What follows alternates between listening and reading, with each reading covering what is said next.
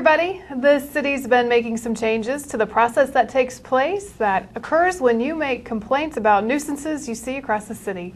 We have our Metropolitan Area Building and Construction Department Director, Tom Stoltz, here with us today. Tom, thanks for being here. You're welcome. Well, first tell me a little bit about the changes you guys have made. Well, one of the things that we're trying to implement is how we deal with nuisance situations and housing code situations that inspectors run into that are in neighborhoods all around the city. Generally speaking, these cases take a long time to work, and we're trying to shorten them up, so to speak. So we've implemented some changes as of July 1st, which will hopefully, and we'll know within a few months, will hopefully shorten up some of these investigation processes and give neighborhoods faster results when they call in to report nuisances. Now, in every case, in every nuisance case, whether it's junk in a yard or mattresses dumped, tall weeds and grass, there has to be an initiation of the complaint, and that generally comes from citizens. They can call, or there's ways online that they can contact us and let us know about the complaint. And all of the complaints are pretty much handled the same. After the initial complaint comes in, we will now triage it. So serious health issues will be triaged differently than minor aesthetic kinds of complaints. And we will, of course, work those faster with a shorter timeline. But when the complaint comes in, we'll assign it to an inspector. In the case of a nuisance, the inspector will have to go and see the nuisance, take photos of it, and determine whether there's code violation or not. If there is code violation, then the inspector has to, by law, notify the owner of the property and give them a reasonable chance to clean it up, mow it, dump it, whatever it has to take to resolve the nuisance. So sometimes that takes time. We have to, sometimes finding the owner of the property is trickier than it sounds. And then we have to give proper notification, and sometimes that notification is through certified mail. So that can begin to add days to this investigative process.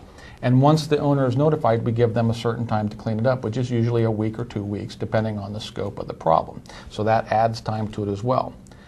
At the end of that notification time, the inspector then goes back to make sure that it is complied with. And if it is not, the inspector can then order up an abatement, which means that the city will hire a contractor to come in and mow it or clean it up.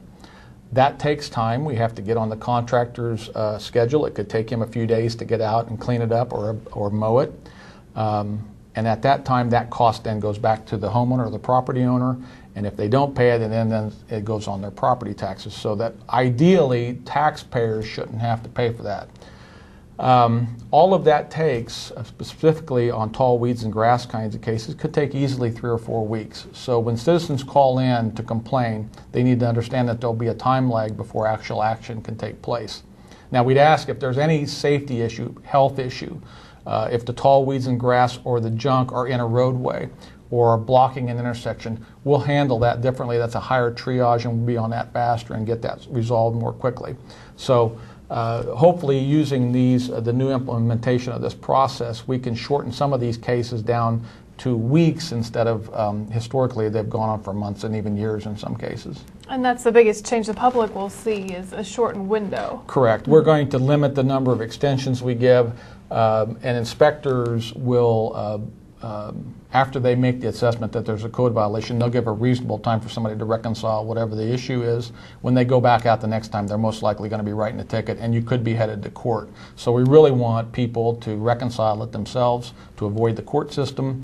But at the same time, we owe the neighborhood around that particular property a fast result. So we're going to be shoving cases to court faster than we have historically. So if people have a complaint and they want to report it, what's the best way for them to do it? Well, there's several ways. There's a customer service module online that they can access through the MABCD website. They can telephone call us, or they can email us. There is also an app available for a smartphone. They could use that module as well. The Wichita report? That's correct. Mm-hmm. And then customer service module, people may not know what that means. That means you get online and there's a form to fill out. We're trying to make it as simple as we can, but you can get in and fill in location. If you don't have an exact address, it'll prompt you to ask for more physical description, and then we receive that online and we can assign it to an inspector and they can go from the office. And one of the things that you were telling me about earlier that I thought was pretty cool is that you actually give people feedback on how the case is progressing. Right. That's another thing that and this is a work in progress, but we really feel like it's important that if you as a citizen call in and complain about a nuisance, that we owe you some type of feedback returning to you. Now, some people don't want to be contacted. They simply want to report it and they don't want to hear any more about it, and that's fine too.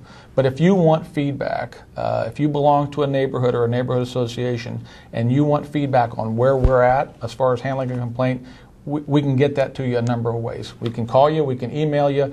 If you use the customer service module, you can monitor it online. So there's a lot of ways that we feedback to citizens, and that is a work in progress and can always get better, and we're going to try to improve on that in the next few months. All right, and last question, what's your website? It is the MABCD website is through the county website system, sedgwick.org, and then there'll be a link for MABCD on there, which then links you back to the city website as well to talk about nuisance and home code issues. We're so connected. Yeah, it can all be done. You can also telephone calls too. There you go. Anything else you want to add? No, that's it. All right, Tom, thanks for being here, and thank you guys for watching.